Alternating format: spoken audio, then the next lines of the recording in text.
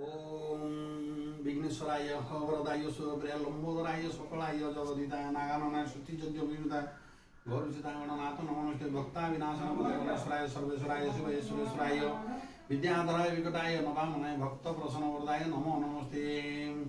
ओम विघ्नराजाय नमः। घर वास्तुदोष सीढ़ी तले जदि लैट्रिन बाथरूम करेंगे बा सीढ़ी जदि सीढ़ी तले कौन सी जिनस करुवे माने लैट्रिन बाथरूम हो पूजा गृह हो कि रोषेईबास हो जदि करुवे घर वास्तुदोष प्रबल मात्रा रहे तार प्रतिकार स्वरूप किसी ना किंतु ये प्रतिकार स्वरूप आपको स्थानांतरित करेंगे।